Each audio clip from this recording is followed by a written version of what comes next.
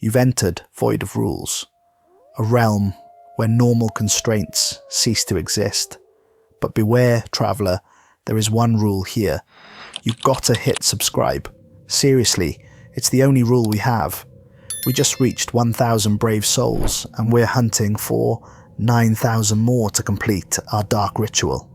I mean, reach our next goal, so subscribe. Or don't. But remember, the void remembers those who defy the only rule. Now let's get into today's video. The wind carried the cold breath of autumn as I rode into the valley. The monastery, just a silhouette against the bruised sky.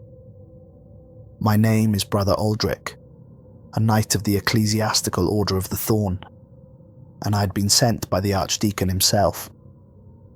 The letter had been brief and final. There is a witch in the ruins of St. Anselm's Monastery. She must be put to the flame. I'd seen evil before. Pagans and heretics burned in the villages of the east, screaming curses into the smoke.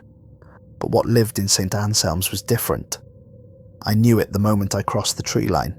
3 days I had ridden through countryside that grew stranger with each mile. Villages became scarce, then disappeared entirely. The trees twisted into unnatural shapes, their branches reaching skyward like gnarled fingers. My destrier, a warhorse bred for battle, began to shy at shadows that held no substance.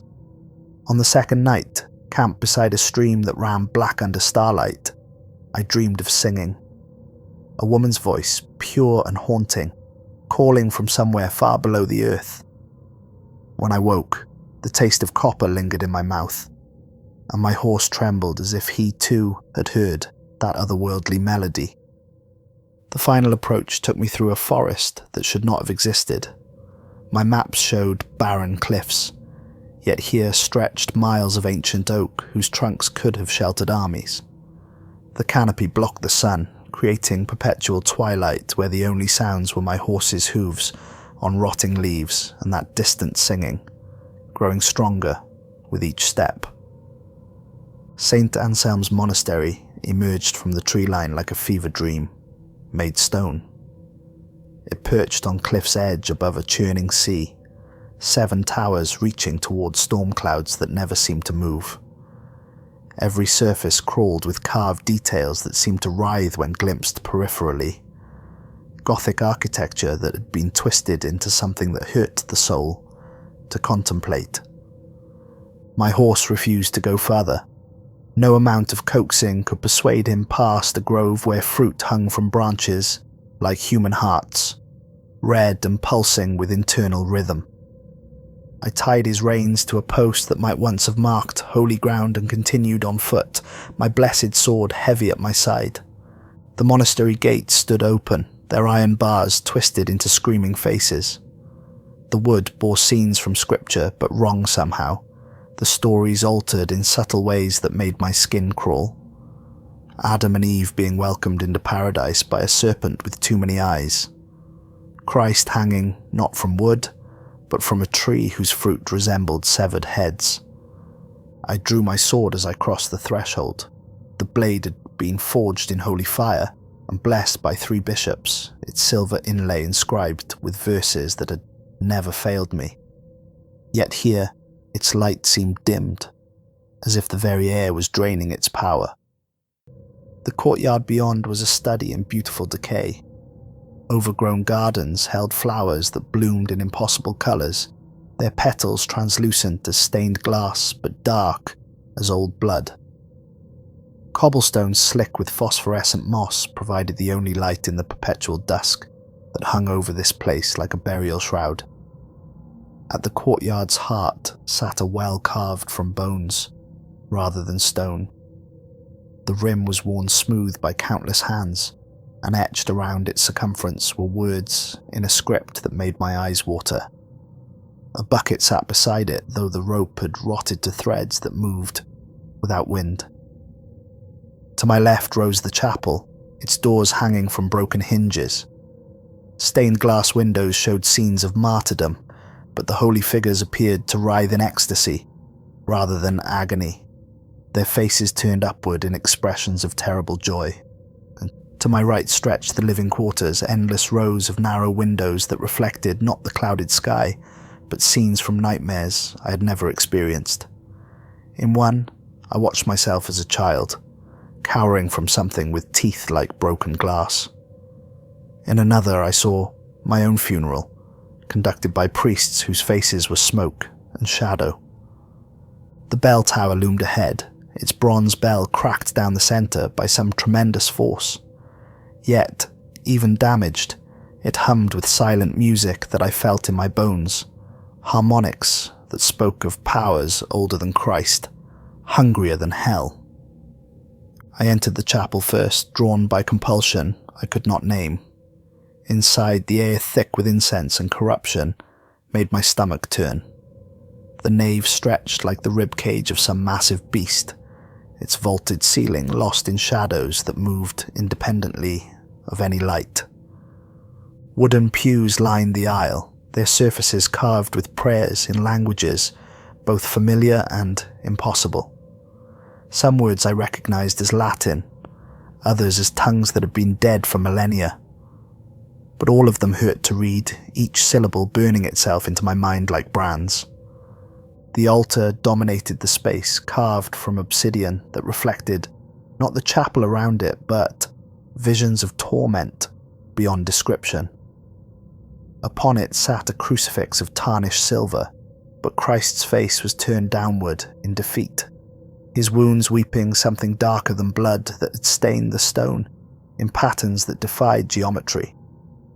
Scattered around the altar's base were pages of parchment covered in handwriting I recognized as my own, but I had never written these words, never penned these confessions of doubt and creeping madness.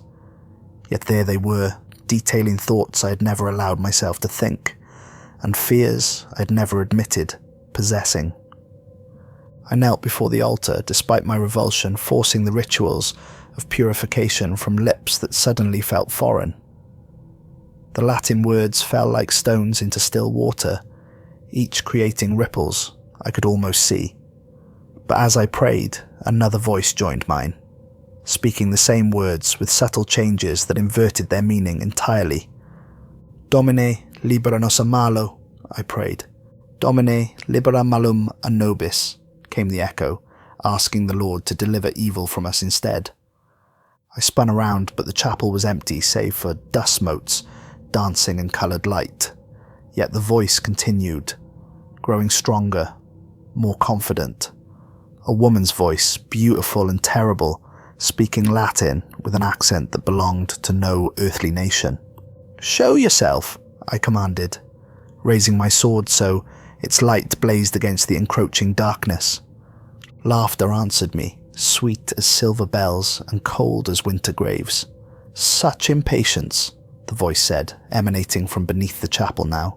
"Such righteous fury. You are exactly what I hoped you would be, Brother Aldric."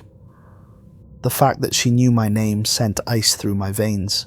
I had told no one of my mission, travelled under papers that identified me as a simple pilgrim. Yet somehow this creature knew not only who I was, but why I had come. "I am a knight of the church," I declared. "I come in God's name to cleanse this place of your corruption." "The church," she repeated, amusement colouring her tone. "Yes, they have sent so many over the centuries, all so certain of their righteousness, all so sure they would succeed where others had failed." The temperature plummeted. My breath misted in suddenly frigid air as stained glass windows began to crack, spiderweb fractures spreading across holy faces until their features became unrecognisable. "Would you like to meet them?" she asked, her voice now directly behind me. I spun, sword cutting through the air that offered no resistance save the chapel's corrupt atmosphere. That was when I saw them. They emerged from shadows between the pews, dozens of figures in various states of decay, knights in rusted mail bearing heraldry I recognized, priests in stained robes, their faces gaunt with eternal hunger. All had come as I had come, armed with faith and blessed weapons and absolute certainty in their righteousness. All had failed. Brother Thomas arrived 3 months ago, the witch continued, though I still could not see her physical form. Such a devout man, so learned in scripture. He lasted almost a full day before truth broke his mind. One figure stepped forward, and I recognized the face from Vatican descriptions. Brother Thomas of the Dominican Order, his eyes now empty sockets weeping tears of blood that stained his brown robes black. Father Marcus came in spring, she said, a demonologist armed with relics from the Holy Land. He screamed such beautiful prayers as I fed upon his faith. Another moved closer, bearing scars that had never healed properly. His mouth had been sewn shut with golden thread, but still he tried to speak, to warn me of the fate that awaited. They all came with such confidence, she continued. They believed their God would protect them, that righteousness would serve as armor against my corruption. And perhaps it might have anywhere else, but not here, not in St. Anselm's. This place belongs to powers far older than Christ, far hungrier than any devil. I backed towards the chapel doors, but they slammed shut with thunderous sound, their iron bindings glowing red hot as if heated in hell's own forge. There is no escape, Brother Aldric, she said, and finally I saw her. She stood between altar and nave, though I had not seen her approach. Beautiful as poisonous flowers are beautiful, her loveliness containing the promise of death. Hair black as the space between stars fell to her waist. Her dress was white as fresh snow, though stained at the hem with what looked like dried blood. But her eyes held me captive, deep as the ocean below, dark as the crypts that honeycomb these cliffs, ancient as the stones themselves. Looking into them was like staring into an abyss that gazed back with intelligence and malice beyond human comprehension. You want to understand what I am? She said, taking a step closer. Very well, let me show you. She raised her hand and the world dissolved. Visions flooded my mind, more real than reality itself. I stood, not in the present but centuries past, watching the monastery in its glory days. Monks in brown robes moved with purpose, their faces serene, their voices raised in songs that made the very stones weep with joy. But even then, darkness lurked. I saw her as she had been, a young woman barely past childhood, brought to serve the sisters who tended the sick. Her name was Catherine, and she possessed gifts that set her apart. When she touched the dying, they recovered. When she prayed over the afflicted, they healed. The brothers called it miraculous, a sign of God's favor. But gifts like hers always attracted the wrong attention. It began with whispers, conversations that stopped when she entered rooms, meaningful glances between senior monks, questions about her methods, her prayers, the strange words she murmured when she thought no one listened. Accusations followed. Another sister, jealous of Catherine's abilities, claimed to witness her consorting with spirits in the chapel after midnight. A monk swore he saw her speaking to ravens in tongues that predated Latin. Villagers whispered that livestock sickened after she passed on the monastery errands. Fear spread like plague. Brothers who had praised her gifts now viewed them with suspicion. Sisters who had called her friend began to shun her. Even the sick, who had once begged for a touch, turned away when she approached. The final accusation came from the abbess herself. Mother Superior Agatha claimed Catherine had appeared in dreams, surrounded by flames and speaking blasphemies that would make angels weep. Whether vision or fevered imagination mattered little. Doubt had taken root, and in superstition's soil, it grew monstrous. The trial was foregone conclusion. Catherine faced a tribunal that had decided her fate before she spoke. They catalogued her supposed crimes, her unnatural abilities, her failure to demonstrate proper Christian humility in the face of God's gifts. When she explained that healing came from love, they called it corruption. When she wept and begged mercy, they declared her tears false. When she offered to leave forever, they proclaimed her existence itself a threat. The sentence was death, but not by fire. The brothers feared burning might release whatever demonic power they believed dwelt in her flesh. Instead, they chose containment over destruction. They would wall her up alive. I watched in horror as they dragged her to the crypts beneath the chapel, past alcoves filled with bones of monks who had died in God's service.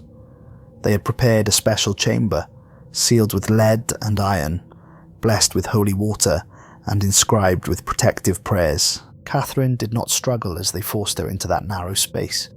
She did not scream or curse. Instead, she looked each accuser in the eye and spoke words that echoed through centuries.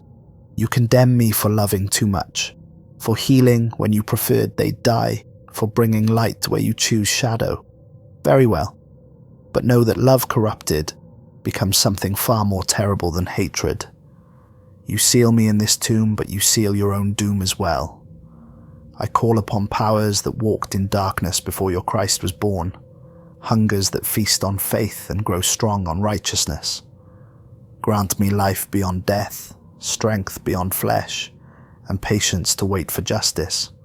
I offer my soul as payment, and the souls of all who come seeking to destroy me as interest on the debt."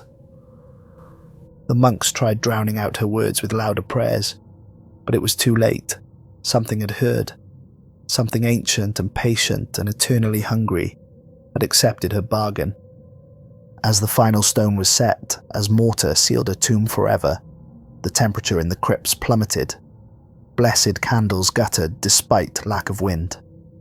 Holy water turned to ice, then steam, then something that was neither liquid nor gas but pure malevolence given form. From behind the walls came laughter, soft and sweet and utterly mad. The vision ended abruptly. I found myself back in the ruined chapel, staring into her ancient eyes. She was no longer beautiful. Her face had become a mask of terrible purpose, features shifting between the innocent girl she had been and the creature of vengeance she had become. "They thought walls could hold me," she said, voice carrying harmonics that made my bones ache. "They thought prayers could bind me. They thought death would end what they began. But death is just another door, and I learned to walk through it at will." The chapel began decaying before my eyes. Paint peeled in long strips that fell like shed skin. Wooden pews crumbled to dust. Stained glass shattered, raining fragments that sang as they struck stone. "For 300 years I waited," she continued, circling me like a predator. 300 years of darkness and growing hunger. The brothers who sealed me died one by one, their successors forgetting the warnings. They sent new monks to restore the monastery, to bring light back to these halls. She gestured towards the shambling figures surrounding us. The first was Brother Jerome, a scholar come to catalogue the library. Such learning, such eagerness to uncover secrets. He opened my tomb thinking to find relics, and instead found me. His screams lasted 3 days. One figure stepped forward, mouth stretched in an eternal grin that split his face ear to ear. His eyes held madness beyond human comprehension. "Each one fed me," she said, smile revealing teeth, too sharp and white. "Each one's faith and righteousness became fuel for my existence. The more devout they were, the more nourishing their despair when they understood the truth." "What truth?" I whispered. "That your God abandoned this place long ago. That the church knows exactly what I am and sends men here not to destroy me, but to feed me. That every prayer you speak in this accursed place only makes me stronger." The words shattered something fundamental in my mind. But even as doubt crept in, I raised my blessed sword higher, its light blazing defiant against the darkness. "You lie." She laughed like silver bells, tolling for the dead. "Do I? Tell me, Brother Aldric, how many knights of your order have vanished without trace? How many priests sent on missions from which they never returned? How many deaths filed simply as killed in service to God with no investigation. The terrible thing was that I knew she spoke truth. There had been others, brothers who disappeared on similar missions. I had never questioned their fate, assumed they died as martyrs. But now, surrounded by their shambling remains, I began to understand. The church and I have an arrangement, she continued, pacing like a caged beast. They provide carefully selected meals, and I remain here in my monastery, far from cities where I might cause real trouble. It has worked well for centuries. But you, she stopped before me, you are different. You burned my books, destroyed my collection. For that you will not die quickly, and you will not rest quietly.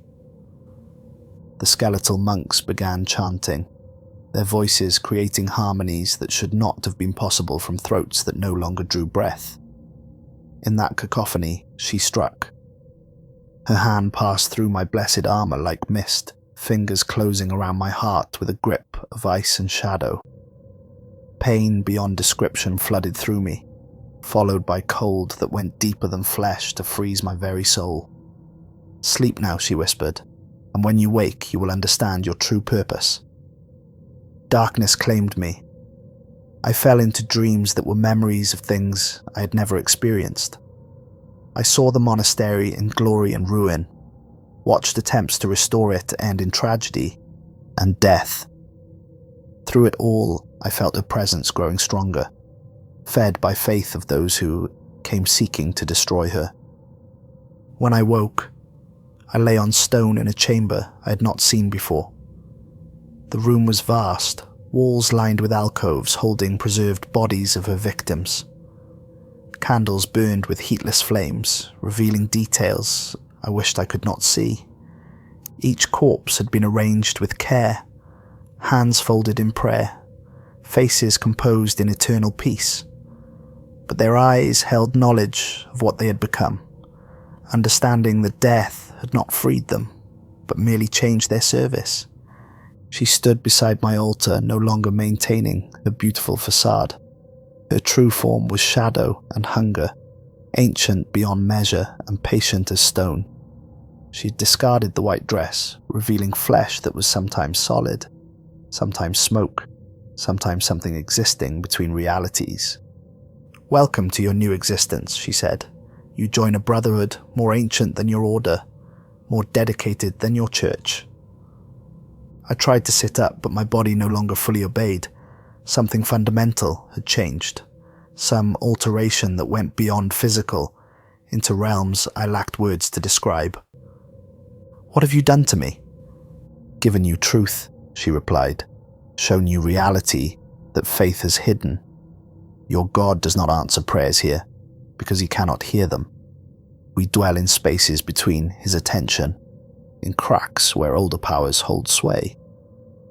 She gestured toward the preserved corpses surrounding us. "These were holy men once, as you were.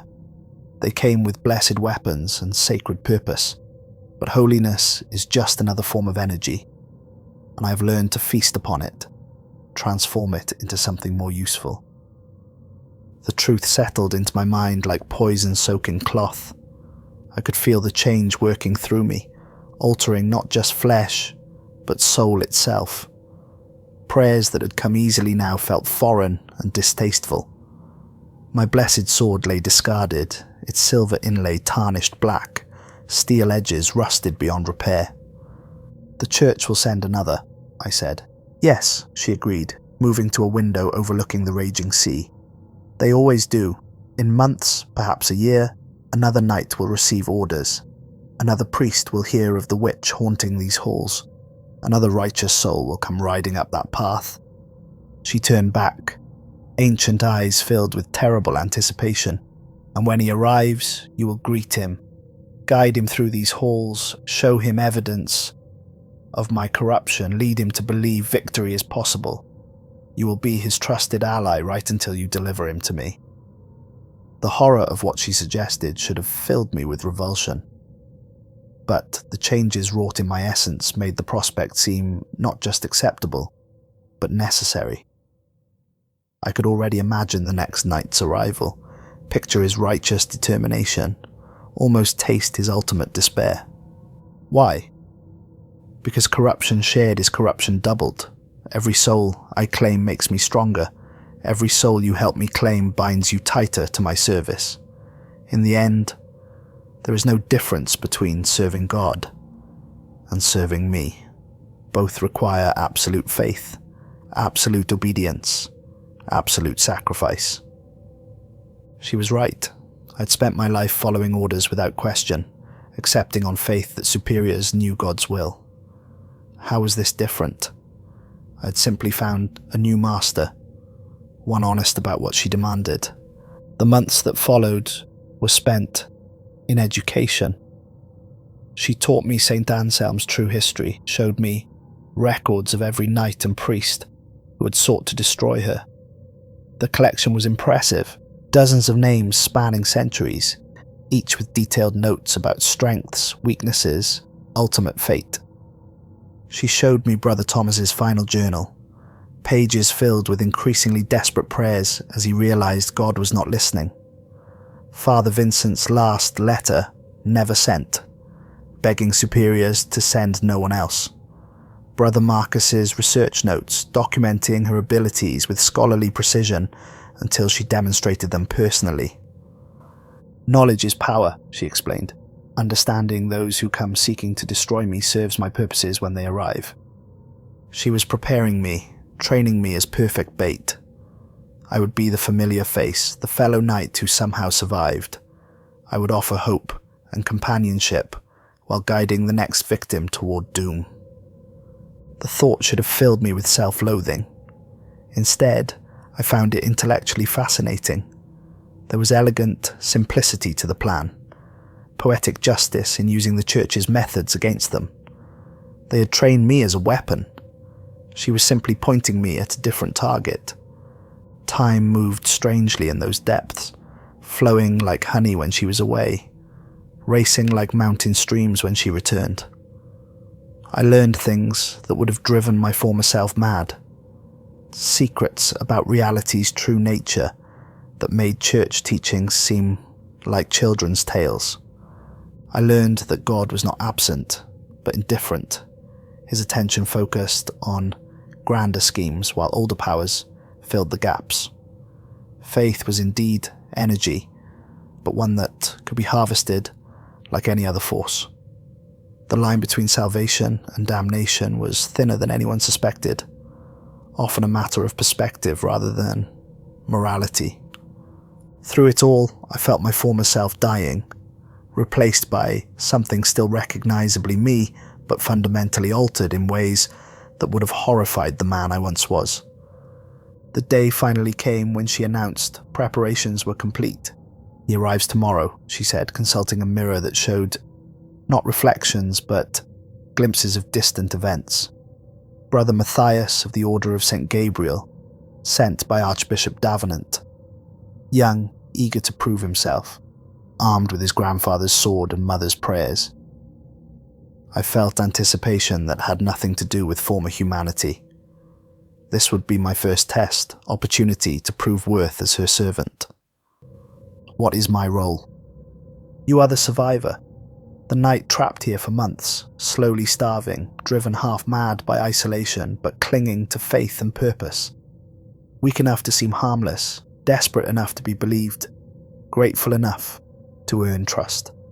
When Brother Matthias arrived, just as pale sun reached zenith, I was ready. I watched from the bell tower as he approached, young and bright with untested faith, looking exactly as I had when first arriving. I waited until he explored the chapel, found the same corruption that had unnerved me.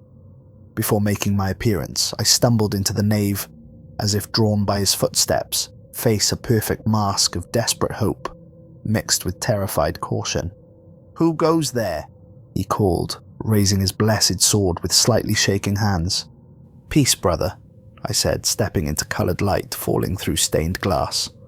"I am Aldric of the Order of the Thorn. I've been trapped in this accursed place for, God help me, I have lost count of the days." His relief was immediate and overwhelming. Here was exactly what he hoped to find, a fellow knight who had somehow survived where others perished. Brother Aldric, the church sent me to investigate supernatural activity. I was told others had been sent, but none returned. None but me, I replied, letting my voice crack with exhaustion and remembered terror. My survival has been costly. Things I have seen here, horrors dwelling in these depths. They have left marks upon my soul that will never heal. I let him help me to a pew, played the part of a man pushed beyond endurance's limits. It was not entirely acting. I had been pushed beyond those limits, broken, and remade into something serving darker purposes. Tell me what you know, he said, young face bright with eagerness. I gave him truth wrapped in lies, facts seasoned with misdirection. I told him about the witch, her history as a wrongly accused nun, brutally executed. I described her supernatural abilities, apparent immortality, hunger for righteous souls. I warned about her servants, shambling remnants twisted into guardians. What I did not tell him was that I was counted among those servants, that every word served her purposes, rather than his salvation. We must destroy her, he declared. Between us, with blessed weapons and righteous purpose, surely we can succeed where others failed. Perhaps, I agreed, though privately, and I knew better. But we must be cautious. She is ancient and cunning, and this place amplifies her power. Direct assault would be suicide. Over the following hours, I guided him through the monastery's ruins, showing evidence of her corruption while steering away from anything revealing my true allegiance. I introduced him to preserved corpses of previous victims, motionless and seemingly harmless in daylight, explaining them as warnings rather than threats. I showed him Brother Thomas's journal, let him read increasingly desperate entries documenting the knight's descent into madness. I brought him to the library where she had kept forbidden books, pointing out ashes where I claimed to have burned dangerous volumes. "You destroyed them?" he asked, admiration obvious. "It was necessary," I replied, allowing haunted regret to colour my voice. "Some knowledge is too dangerous to exist." All the while, I was leading him deeper into the monastery, farther from exits, closer to chambers, where she waited with infinite patience. I spun out reconnaissance over an entire day, letting him believe caution and thoroughness drove our pace rather than need to position him exactly where she wanted. As night fell, I suggested shelter in what I claimed was the most defensible position, a chamber deep in the crypts, approachable from only one direction. He agreed readily, trusting my supposed expertise in surviving this place's dangers. The chamber I led him to was where I had undergone transformation, though I had removed obvious evidence of its true purpose. It appeared nothing more than an ancient storage room, walls lined with empty alcoves, floor covered with dust and debris. "We should take turns watching," I suggested. "She is most active after dark. Her servants move more freely when the sun sets." He agreed, insisting on first watch despite obvious exhaustion. I lay on cold stone and closed my eyes, pretending sleep while listening for subtle signs heralding her approach. They came just after midnight, when his alertness had been worn down by hours of staring into revealing shadows, a whisper of displaced air, softest footfall on ancient stone, barely perceptible temperature shift announcing her presence. "Brother Aldric," he whispered urgently, shaking my shoulder. "I think she's coming." I opened my eyes and sat up, allowing carefully controlled fear to show. "Where? Did you see her?" "No, but I heard something, movement in the corridors beyond." I nodded and rose, drawing my sword with hands trembling in perfect imitation of terror. The blade was no longer blessed, its silver inlay tarnished black, steel edges dulled by unholy influence, but he could not see that in dim torchlight. "Stay close," I whispered. "Whatever happens, do not let yourself become separated. In this place, isolation means death." She appeared gradually, beginning as flutter of white in the chamber's entrance before resolving into the beautiful woman he expected to face. Her dress pristine, hair perfect, smile welcoming. Only her eyes revealed ancient hunger dwelling within stolen form. 2 nights, she said, voice carrying that musical quality that had once enchanted and now commanded me. How delightful. It has been so long since I had visitors brave enough to seek me in my own domain. Brother Matthias raised his blessed sword, silver inlay blazing with holy light that made shadows dance like living things. Creature of darkness, I command you in Christ's name to depart this place and trouble the world no more. She laughed like crystal chimes in winter wind. Such confidence, such beautiful, shining faith. You remind me of another young knight who came here, not so long ago. What was his name? Ah yes, Aldric. I felt Matthias tense beside me, confusion and growing suspicion warring with trained responses. This was the critical moment where my performance would either succeed completely or fail catastrophically. She lies, I said, letting my voice shake with what he would interpret as remembered trauma. She seeks to confuse us, make us doubt ourselves and each other. It is one of her favourite tactics. Indeed it is, she agreed, smile growing wider, though in this case I speak only truth. Tell me, young knight, has your companion mentioned how he survived when so many others perished? Has he explained why he alone escaped the fate, claiming all who came before? Because I was careful, I said quickly before Matthias could voice questions forming in his mind. Because I learned from their mistakes, studied their failures, found ways to avoid traps that claimed them. Or, she said, beginning to circle us like a predator, stalking prey. Because he serves a different master now. Because his survival came at a price transforming him from hunter into bait. Doubt flickered in Matthias's eyes. He glanced at me sideways, noting details missed in initial relief. How my sword's silver had turned black. The way I seemed completely unafraid despite months of supposed terror. The fact I had led him directly here, supposedly the safest place, but actually the most dangerous. Brother Aldric, he said, voice carrying uncertainty that made my stolen heart sing with anticipation. Is there something you need to tell me? This was the moment I had been trained for, prepared for, remade for. I could see the path branching before me, one route leading to continued deception and eventual betrayal, the other to immediate confrontation and battle I was no longer equipped to win. I chose the path, serving my true master. Yes, I said, lowering my sword and letting my carefully maintained mask slip away. There is indeed something I should tell you. The change coming over my features was subtle but unmistakable. Haunted desperation faded, replaced by something neither fully human nor entirely other. My eyes took on a gleam matching the witch herself, reflecting depths that should not have existed behind mortal pupils. I should tell you that everything you have been taught about good and evil, salvation and damnation, the very nature of service itself, is a lie designed to make you compliant, I continued, voice taking on harmonics resonating with the chamber's unholy acoustics. I should tell you that the God you serve with such devotion has already abandoned you, just as he abandoned me. Matthias stumbled backward, blessed sword wavering, as truth of what I had become settled into his consciousness like poison soaking clean water. You're one of them, one of her servants. I am what she made me, I agreed.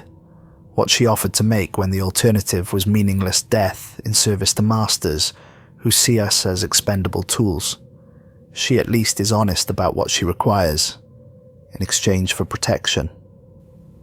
The witch laughed again, delighted by this revelation. Did you really think a mere mortal could survive for months in this place without my assistance? Did you imagine faith alone could protect him from powers predating your religion by millennia? Matthias raised his sword higher, light blazing brighter as desperation mounted. Stay back, both of you, I know what you are, and I will not be taken as easily as the others." The others said exactly the same thing, I informed him, advancing slowly with my corrupted blade ready. They all believed righteousness would serve as armor against our corruption. They all discovered that righteousness is just another form of energy, and energy can always be redirected to serve new purposes. The battle was brief and brutal and utterly without honor.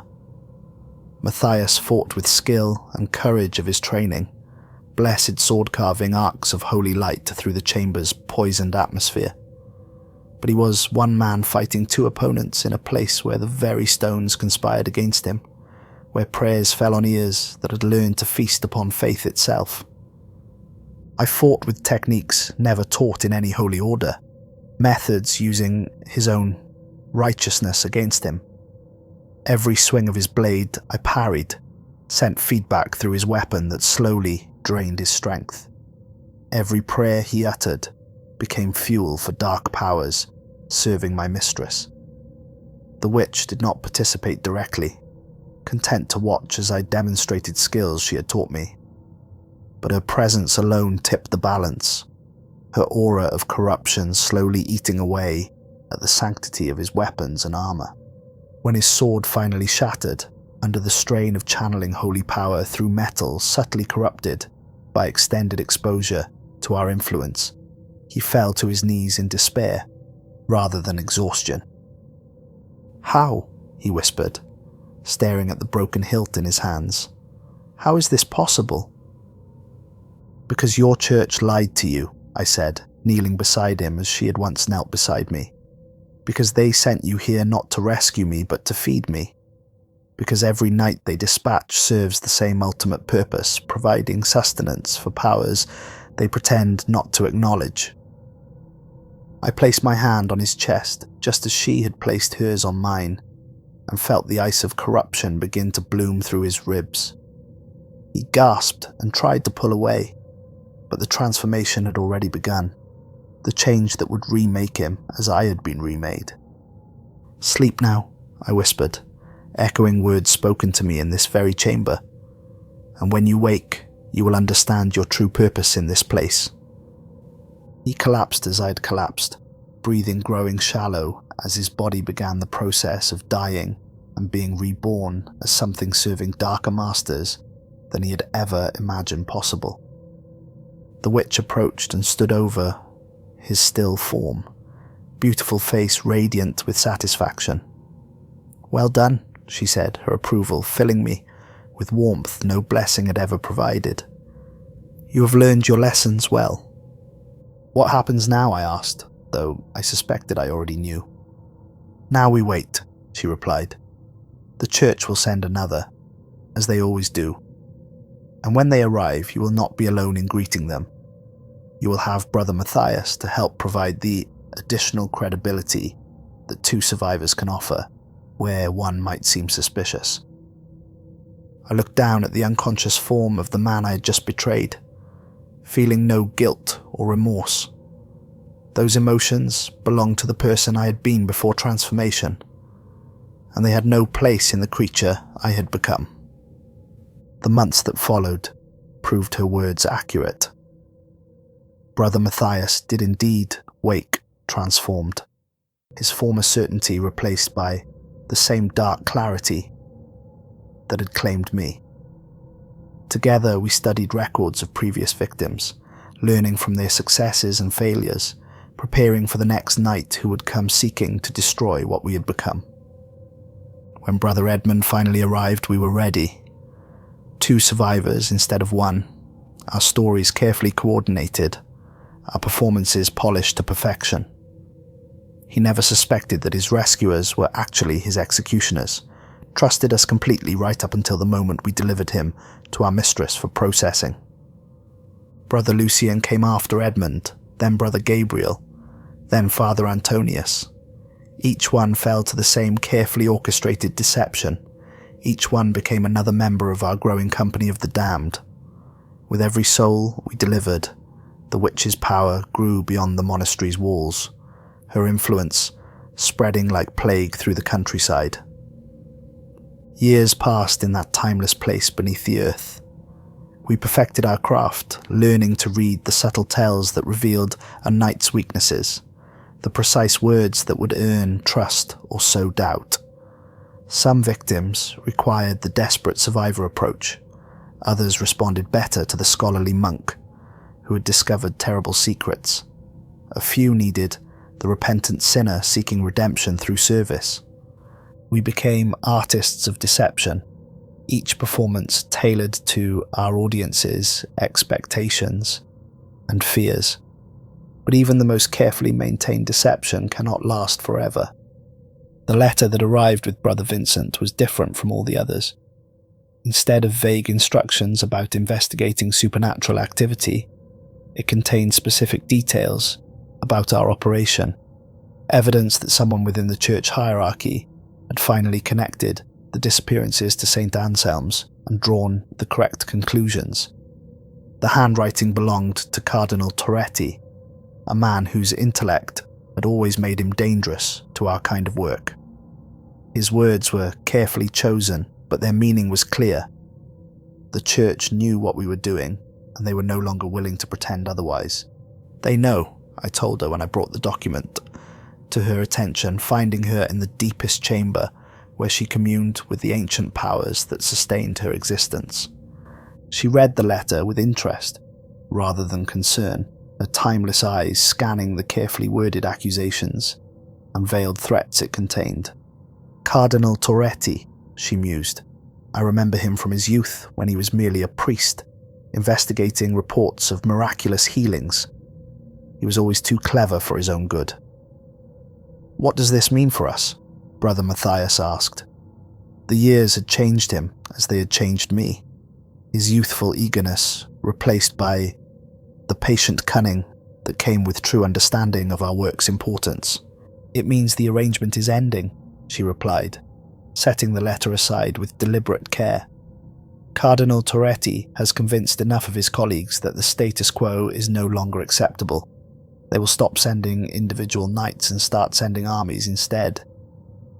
The prospect should have filled us with dread, but instead I felt a stirring of excitement. We had grown comfortable in our roles as hunters of the faithful, perhaps too predictable in our methods. A change of tactics would provide new challenges, new opportunities to demonstrate our evolving abilities. "What are your orders?" I asked. She smiled, and in that expression, I saw not just hunger, but anticipation of pleasures yet to come. "We leave this place," she said. "St. Anselm's has served its purpose, but it is time to take our work into the wider world." She gestured towards the preserved corpses of our victims, standing in perfect rows like an army, awaiting commands. "We have servants enough to staff a dozen operations like this one. It is time to expand our ministry, to bring our particular form of salvation to all who would benefit from it." The transition was easier than I'd anticipated. Centuries of practice had taught her to move between identities as easily as changing clothes. Within days, she had established new personas, forged documents, created the elaborate fiction that would allow us to operate in the wider world without attracting unwanted attention. Some of us took positions as traveling priests, offering spiritual guidance to isolate communities far from episcopal oversight. Others established themselves as hermits in remote caves, drawing seekers of wisdom into carefully prepared traps. A few infiltrated existing monasteries, slowly corrupting them from within until entire communities served our purposes. I myself was given perhaps the most audacious assignment of all. "You will go to Rome," she told me on the night before our dispersal. "Present yourself as a reformed knight seeking to dedicate his remaining years to teaching young priests the realities of spiritual warfare." The irony was delicious. I would be educating the church's future leaders about the very corruption I embodied, sharing authentic details about evil's nature that could only come from personal experience. My lectures would be filled with truths that would make them more effective servants, though not in the way they imagined. The seminary of St. Augustine sat on a hill overlooking the Eternal City. its ancient walls housing some of the brightest young minds in Christendom. When I presented myself at their gates, bearing letters of recommendation from bishops who had died decades earlier, they welcomed me as exactly what they needed, a veteran of the spiritual wars who could provide practical guidance to complement their theological studies. My first lecture drew a packed hall. Young seminarians, eager to learn about confronting evil in its various forms, their faces bright with the kind of innocent faith I had once possessed. Looking out at them, I felt a hunger that had nothing to do with my corrupted nature and everything to do with the work I had been trained to perform. Evil, I told them, beginning with words that rang with absolute truth, is not what you have been taught to expect. It does not announce itself with hellfire and brimstone. It does not appear as the monsters depicted in your illuminated manuscripts. Evil is subtle, patient, and above all, it is intelligent. I let that sink in before continuing. The greatest evil I have ever encountered wore the face of perfect beauty. It spoke in voices that could make angels weep with joy. It performed miracles that seemed to come from the very throne of God. And it was more dangerous than any demon, precisely because it understood how to use our own virtues against us.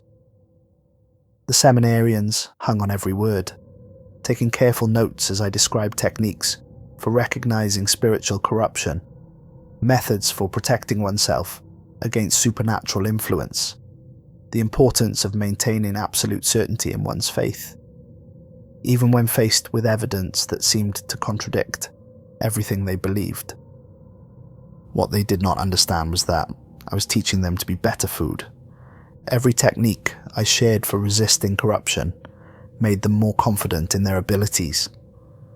Every prayer I taught them for protection gave them false security that would make their eventual fall more satisfying. Every warning I offered about the subtlety of evil prepared them to overlook it when it came wearing familiar faces. Month by month, year by year, I shaped an entire generation of priests to serve purposes they would never suspect. Some would go on to become bishops, cardinals, perhaps even popes. Others would be assigned to remote parishes where they would encounter traveling priests offering wisdom and guidance. A few would be sent on special missions to investigate reports of supernatural activity in places where my former colleagues had established operations. All of them would be exactly what we needed them to be when the time came. The witch herself had taken up residence in the catacombs beneath St. Peter's Basilica, hiding in plain sight at the very heart of the institution that had created her. From there, she coordinated our activities with the same patient cunning that had sustained her for centuries at St. Anselm's. The network we built was more extensive than anything the Church's enemies had ever achieved. We had servants in every major seminary, contacts in most episcopal palaces, informants among the Vatican's own staff. We knew about threats before they were formally recognized, could redirect investigations before they became dangerous, could eliminate problematic individuals long before they posed real risks to our operations. Cardinal Torretti continued his investigations, but he was fighting a war against an enemy that had already won. Every priest he sent to infiltrate our operations either disappeared entirely or returned subtly changed, their faith intact but their loyalties redirected. Every blessed weapon he deployed against us became another tool in our arsenal once we had corrupted its sanctity. The final confrontation came on a night when rain turned Rome's ancient streets into rivers of mud and memory. Torretti had finally traced enough connections to realize the scope of what he faced, had gathered enough evidence to convince his superiors that the threat went far beyond a single witch in a remote monastery. He came to the seminary himself, accompanied by a handful of exorcists and armed with relics that had been blessed by 3 different popes. His plan was simple: confront me directly, force me to reveal my true nature, use that revelation to expose the entire network we had spent decades building. It might even have worked if he had understood what he was truly facing I received him in my private study, surrounded by shelves of theological texts and artifacts from my supposed years of combating supernatural evil. He entered with the confidence of a man who believed he had finally cornered his quarry, ready to spring the trap he had so carefully prepared. "Brother Aldric," he said, settling into the chair I offered while his companions took positions around the room. "Thank you for agreeing to meet with us." "Of course, Your Eminence," I replied, playing the part of a humble knight priest honoured by such attention. "How may I serve the church?" "By telling us the truth," he said simply, "about St. Anselm's, about what really happened there, about what you really are." I allowed surprise and confusion to cross my features. The perfect picture of a man accused of crimes he could not comprehend. "I'm afraid I don't understand. I've submitted full reports about my experiences at the monastery. If there are questions about my methods or conclusions—" "Your methods were perfect," he interrupted. "Your conclusions were exactly what we would expect from someone who had encountered what you claim to encounter. The problem is that your story is too perfect, too complete, too convenient." He leaned forward, eyes bright with the kind of intellectual hunger I recognized from my own transformation. "How does a single knight survive for months in a place that killed dozens of others? How does he escape with knowledge of the witch's history that no living person should possess? How does he return with exactly the kind of experience that makes him invaluable as a teacher of others?" "Faith," I said simply. "Prayer. The protection of God himself." "God," he repeated, and there was something in his tone that made my corrupted heart sing with anticipation.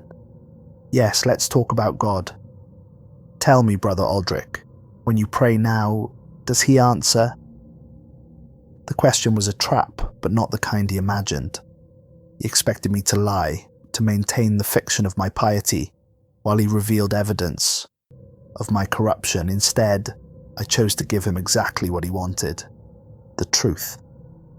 "No," I said, allowing my mask to slip just enough to reveal the emptiness beneath.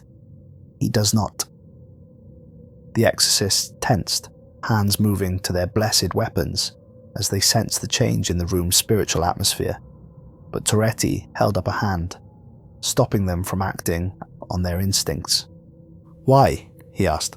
"Because," I said, rising from my chair and walking to the window that overlooked the Eternal City, "he abandoned this place long before I ever arrived at St. Anselm's. Because the God you serve with such devotion is too busy with grander schemes to notice what happens in the spaces between his attention. Because there are older powers in this world, hungrier powers, and they have been far more generous with their gifts than he has ever been with his." I turned back to face him, no longer bothering to hide what I had become. The witch of St. Anselm's did not die in that monastery, Cardinal. She was reborn there, and she has been very, very busy in the years since. Toretti's face had gone pale, but his voice remained steady. "How many others?" "How many what? Servants, hundreds, operations, dozens, souls corrupted in service to our cause." I smiled and knew he could see the terrible satisfaction in my expression. "All of them.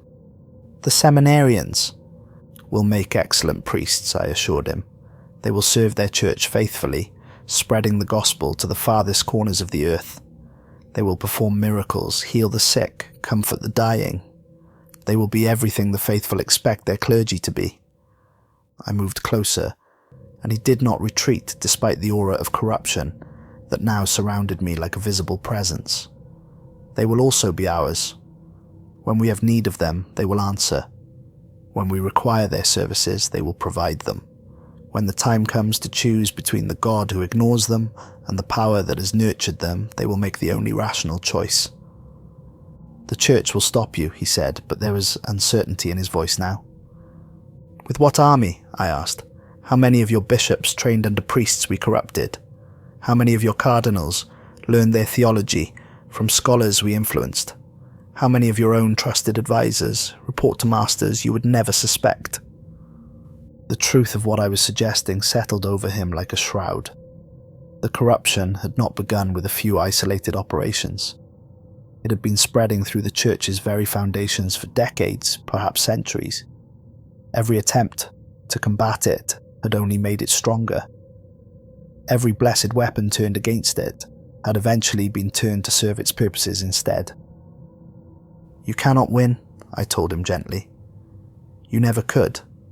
The moment the church decided to make an arrangement with the Witch of St. Anselm's, the moment they chose to feed her rather than fight her, they sealed their own fate. We are not invaders, Cardinal. We are the church's own children, raised in their schools, trained by their teachers, ordained by their bishops. We are what they made us." The exorcists finally moved, drawing blessed weapons and beginning the rituals that should have banished any demonic presence. But I was not a demon, and their weapons had no power over what I had become. I was something far more dangerous. A corruption of the sacred itself. Evil wearing the face of righteousness so perfectly that even they could not tell the difference.